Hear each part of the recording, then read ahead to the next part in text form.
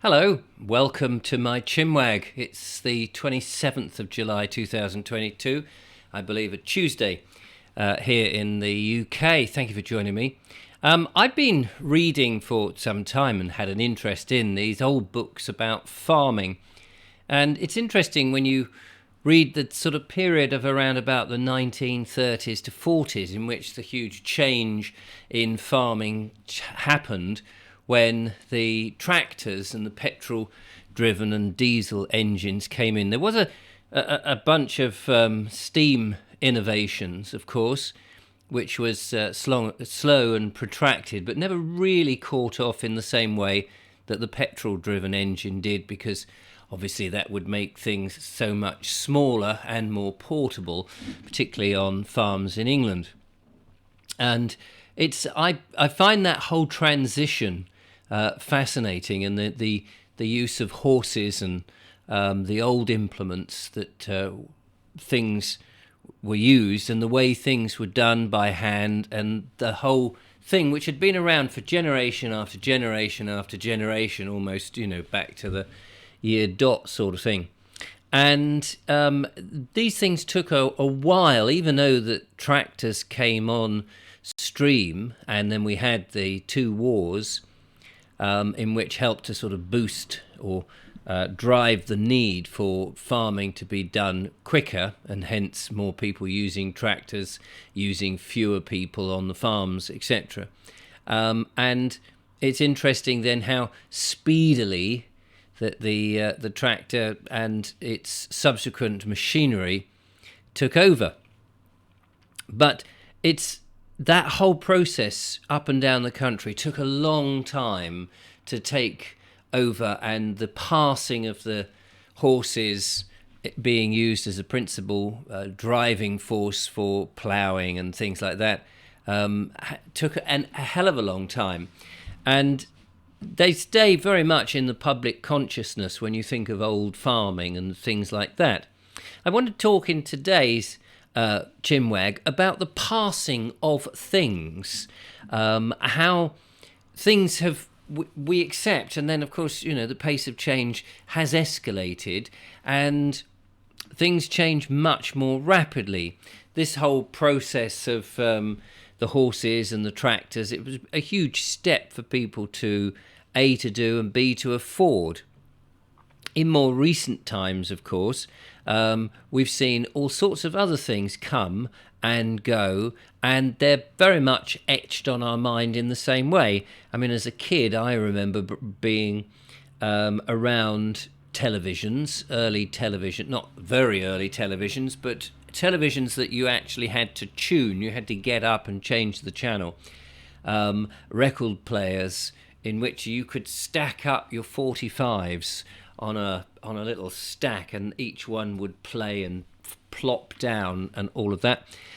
Typewriters, of course. And then as cine used to be the home movie thing, the home entertainment, you'd get your roll of cine film out if you'd filmed a holiday or you'd made your own little films up, as I used to do. You'd get the projector out and the screen, and then you could project those images, or if you were into slides or transparencies, you would then again get the projector out, close the curtains, and invite as many people as you could round to watch what you had done. And the whole thing was a bit of an occasion, and all of that slowly started to pass away with the advent of newer technologies, as of course that's naturally what happens with progressive societies. And then in comes different ways of recording things. Of course, I'm interested in that because this is what I've been doing for most of my life, recording bits and bobs on either pieces of film or on videotape or now on digital and uploading it to the internet. VCRs, of course, came in, and you could record a television program off air. It was ever so exciting that you could do that, then play it back. And my father would dabble with this sort of thing right up until dementia got hold of him. Sadly, he never really advanced to any further technology like computers and digital and things like that. And in the end, he really struggled trying to remember how to program a VCR. But it soon died, and again, like so many different things, cassettes and reel-to-reel recorders, we have these classic images of this little part of our well, I was going to say childhood, but it may not just be your childhood, but your younger life in our memories. And in a way, it's very charming to look back and you think, oh, do you remember when we used to do this and all of that? And I find it very fascinating, and a little bit of nostalgia in the way that things used to be done is it's good because it makes you appreciate how much easier things are today. Even though I do occasionally, perhaps too often, talk about some of the things in the old days that I would love to bring back, because I often think that we have thrown away a lot of stuff with some of the older things. The essence of something is often thrown away, hence the phrase, don't throw the baby out with the bathwater. I often feel that there's stuff in the past that we've done. But anyway, don't worry so much about that for the moment. When I was young, we used to recycle bottles. My parents might buy some wine or some beer bottles in particular, and in order, as an incentive, to have these bottles returned back to the off license, you could get a few pence back on them, or half a pence, I can't remember, a farthing or whatever it was. And of course the kids were very much incentivized to take these things back and collect the money on them. And what a brilliant idea that was, because it was a great way to get some pocket money and go off then down to the local sweet shop, in which you could buy a quarter of whatever your favourite sweets were. In my case, often it was licorice or sherbet lemons. And there you would see the good old shopkeeper with one of those old weighing scales with the needle that would nip over into a quarter of whatever it was. And you'd say, excuse me, mister, we were ever so polite back in those days, excuse me, mister, could I have a quarter of sherbet lemons, please? And he'd say, sherbet lemons? Yes, of course, young man. And he would come down and he would plonk them into the great big bowl. And there was, again, another sense of occasion and awe. I remember being a child watching how these sherbet lemons that were in these great big jars that looked so inviting, and he would spill them into the little bowl, and you'd watch the big needle creep up to the quarter, and you were watching ever so carefully, because inevitably as it got to the quarter he would drop in a couple extra, and you were really excited then, because you thought, oh, he's not noticed, he's given me more. And then you'd pay up whatever the cost was, and you'd put it in a little bag, and little paper bag, wrap it round, and off you went with your mates, and you go, cool, look, we got these, and you'd eat them, and there was huge enjoyment in all of that. And of course, all of that's gone. That sense of measuring out a certain amount, and the anticipation, and the fact that you may have got one over on the shopkeeper. But of course, he did that very deliberately in order to keep you coming back. If you were seen to be a bit of a stinge in the sweets and the measurement that you gave, the kids would just nip to a different sweet shop. And I guess if you're running a sweet shop, it's kids principally and their pocket money that's going to keep you going. So it's in your interest just to tease the children a little bit and give them that sort of excitement. Anyway, so all of that, no longer really happens anymore, which is a shame. When I think about my children growing up, they didn't experience that. My grandchildren don't really experience that. It's just a very nondescript experience now, with bleeps and people who are not so engaged with the customer in the way that they once were.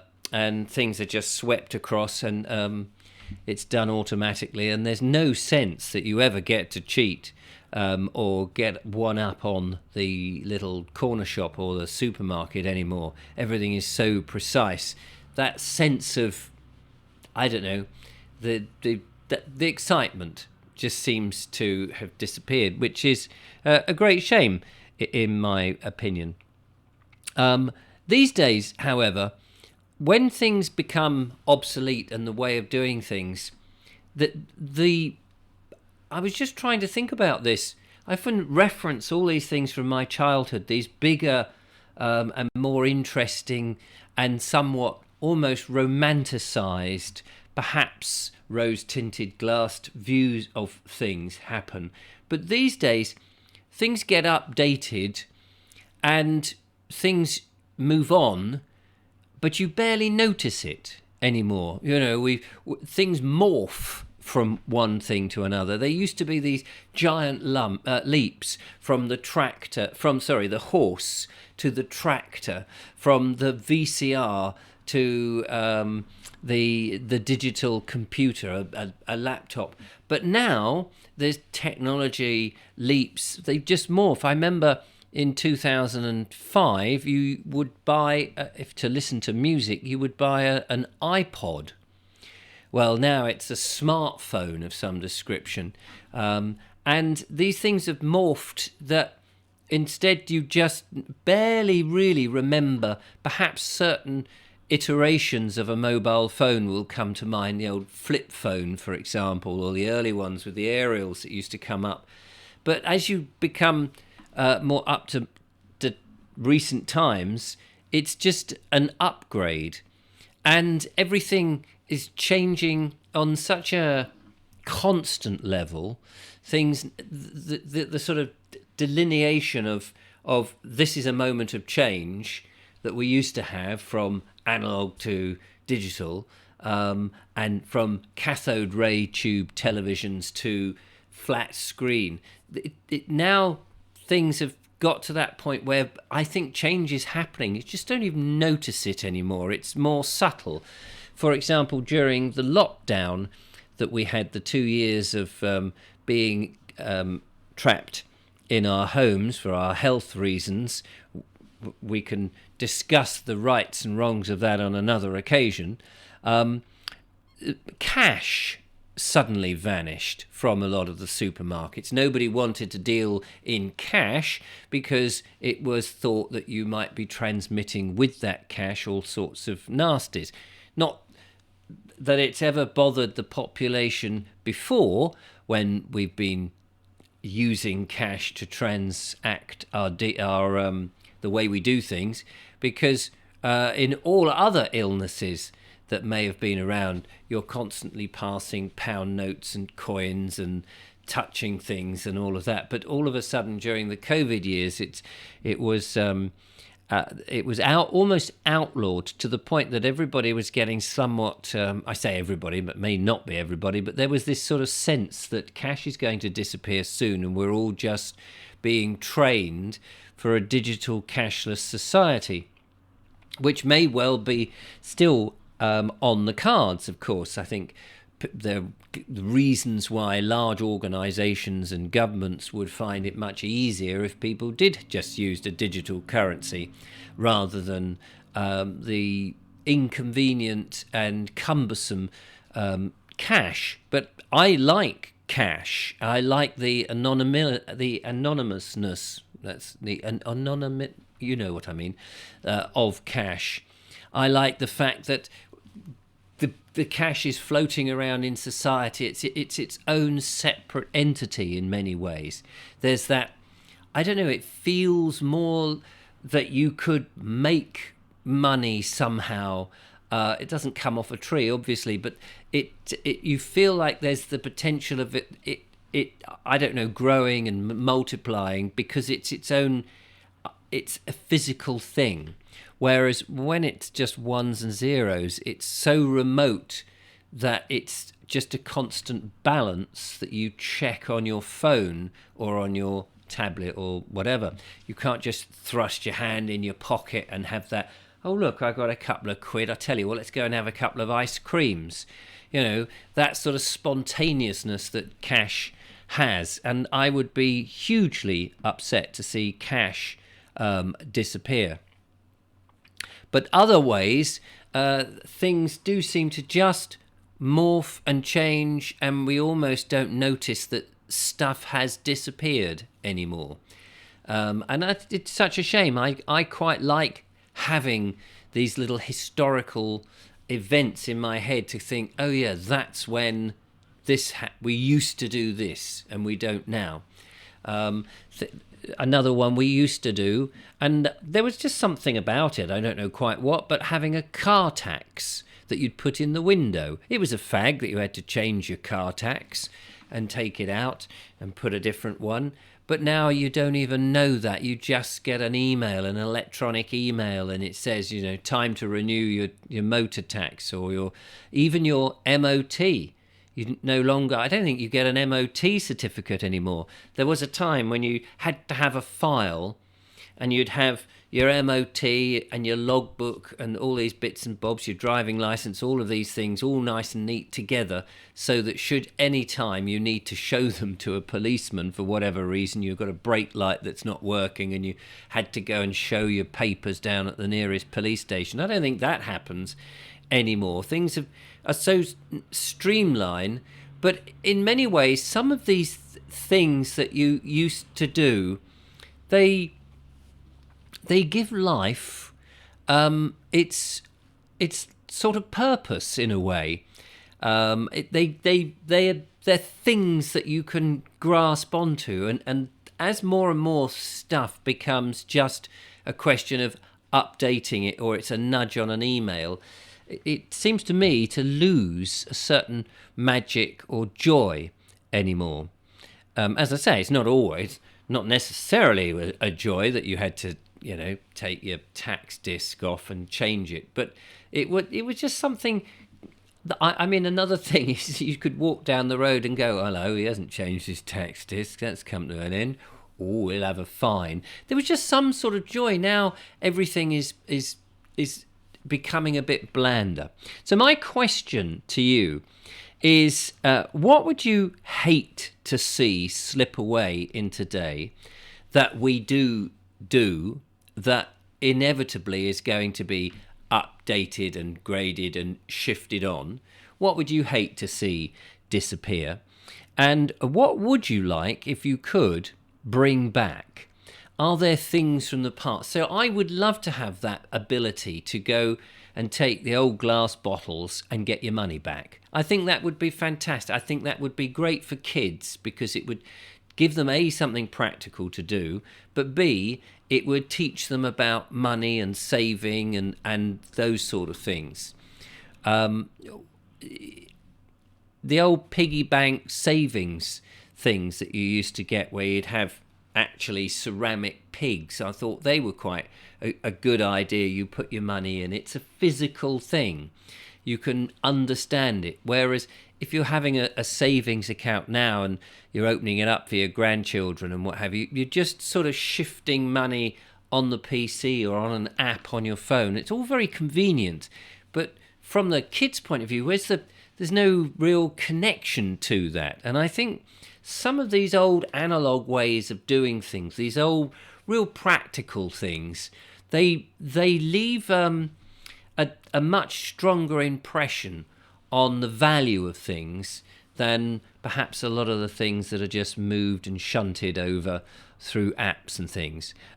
You could say the same with photographs, for example. When you had to stick them in an album and you'd get them back in the post and you look at them, there was something a bit more visceral and more connecting to those photographs when they were printed on bits of paper than when they're just slid over very quickly and dismissively on your phone, only to realise, as I look at other people looking at their photos and they say, oh, I must show you this picture, and they're scrolling through thousands of pictures to find this one, which they just show you say, now that's what it looked like, see?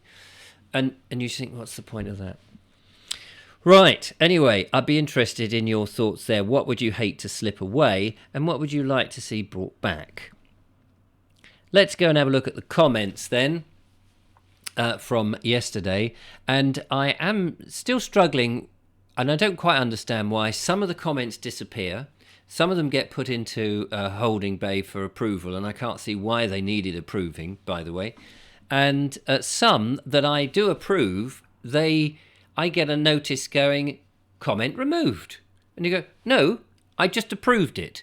And then I'll go back and look, and sometimes it actually was approved. It just had flagged up to me, comment removed. And then other times they've gone. So I really apologise if you've gone to the trouble of writing a comment and it suddenly vanishes. And unless it's rude or insulting, then I do leave them. But I do take away, the sort of nasty ones, because every now and again you do get them. But anyway. So Kay Dean says, "Hi Richard, you're a breath of fresh air, very down to earth and honest. I really love listening to the Daily ChinWag." Thank you so much. That's very nice. You and Julia are good people. I don't always comment. Maybe I will. Even if it's just to say hi and how are you. Well, that's very nice. Thank you so much. It's lovely to get a little bit of appreciation from now and again. It is really nice. Vintage News is just saying yes. I'm not quite sure what you're saying yes to, but that is sometimes the baffling side of comments, that they know what they're answering, but there's no reference, and so you're thinking, whatever, really. But thank you, Kieran. I appreciate the effort there. Neil Andrew says, "My get up got up and went." Oh, I'm sorry to hear that. I hope it comes back soon. Arworth, hi Richard, thanks for reading one of my comments out. Just to let you know, I'm not a he, I'm a she. Oh, brilliant.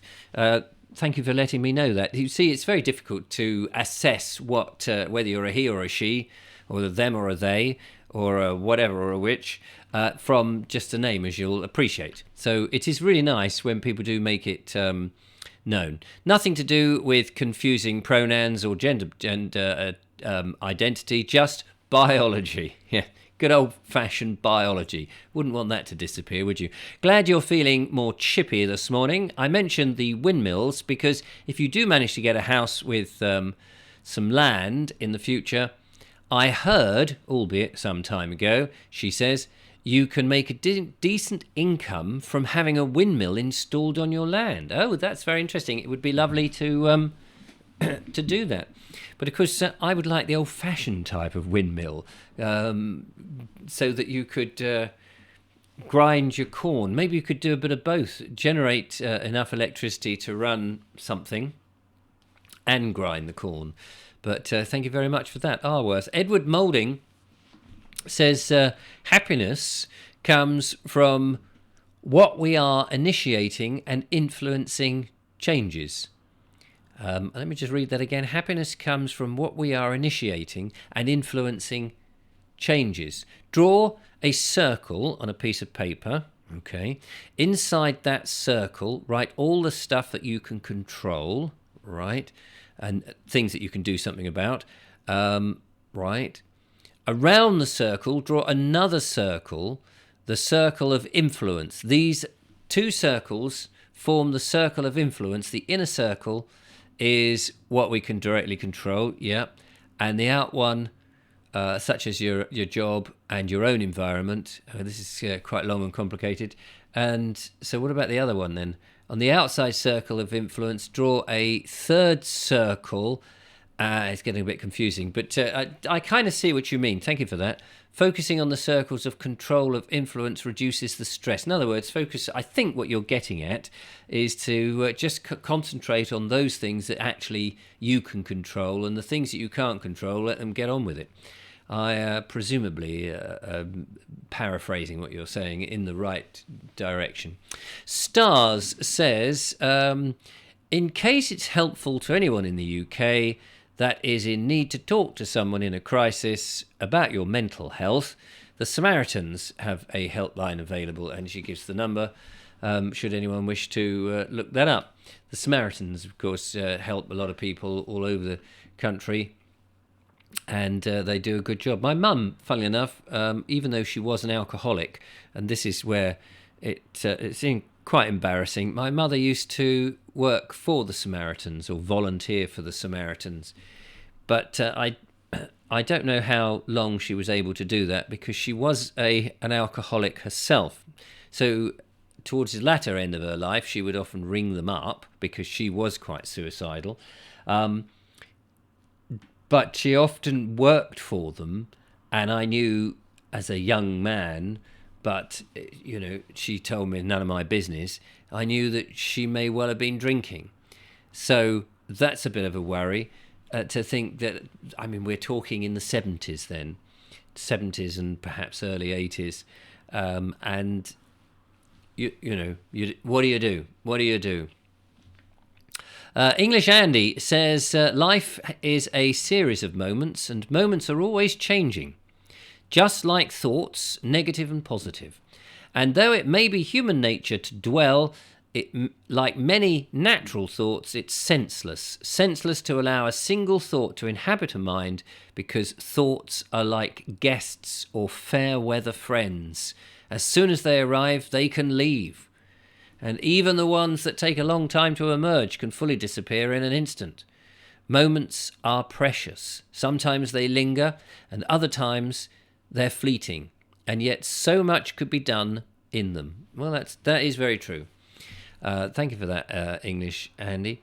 He says, you could change your mind, you could save a life, you could even fall in love. Yes, I don't know how easy it is to manufacture the, falling in love just by choosing it. It's a difficult thing. It kind of just happens, doesn't it, if you met the right person. Joe, Gaming Girly, says, I love this show. Makes me feel happy. Thank you so much. It's all everyday life things, good subjects, and nice to hear different comments and stories of many people. Yes, no matter what, I will always pick myself up and get on with it. Never give up, absolutely. And that was the message that I hope I was trying to give over yesterday. I'm not the clearest or the most coherent of hosts on this. I'm learning my skills and trying to develop what works and all of that. But hopefully that's what I was trying to get across yesterday. And Bolton says, a lot of us viewers appreciate you. Well, that's very kind.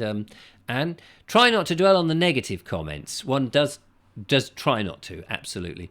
I always try and appreciate and look at what I do rather than what I do have rather than what I don't have. I'm a glass half full kind of person. I have, like most people, had trying times in life. Two thinks. I remember there are others. I try to remember there are others worse than me, of course. Yes, absolutely. There's always going to be somebody better off, and there's somebody worse off than where we are, wherever you are, of course. And H. Carlson says, love the Chinwags, Richard. Thank you for doing what you do. You and Julia are wonderful. And thank you very much, H. Carlson, for that. It's lovely.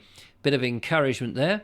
And Vicky Stevens says, well, you really cheered me up as I'd been feeling down, and you made me laugh. You remind me of Harry Hill, the comedian. Yes, I'm his brother. Over the hill. Oh, never mind. Usually I go, I'm not really his brother, by the way, just in case somebody takes and thinks, oh, what are the chances, eh? What are the chances? I usually go out for a walk, a nice walk, maybe hug a tree. Love getting out in nature and going to the beach, but when it's not busy. It clears out the mind, or just have a day out. Somewhere interesting. Love the old churches and castles. I just want to go on holiday to Cornwall, ideally. But thanks for making us laugh. Keep up the great Chinwags. Laughter is the best medicine.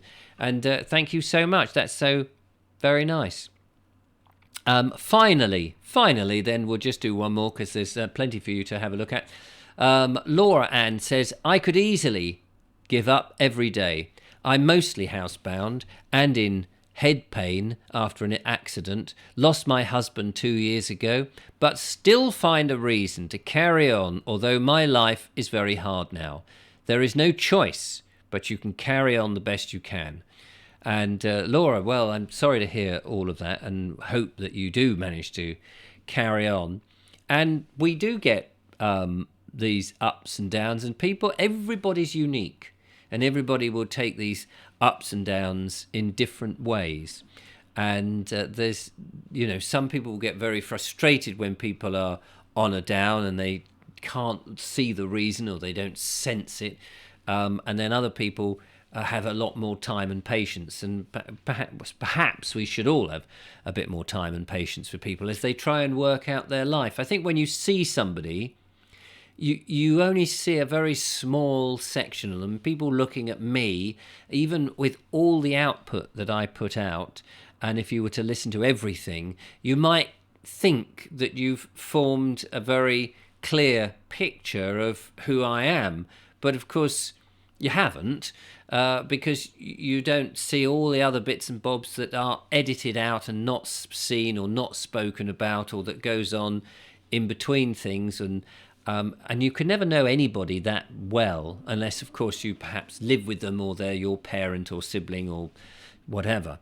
So it's we always need to give the other person a little bit of freedom to be who they want to be, and give them time and be considerate. I think that's possibly the best way forward.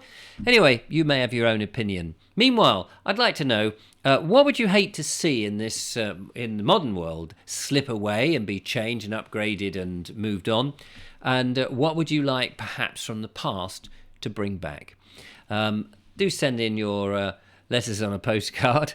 Bung them in the comments. I hope that they'll turn up in the comments. I apologise if they don't, and I'll see you next time. Bye bye for now.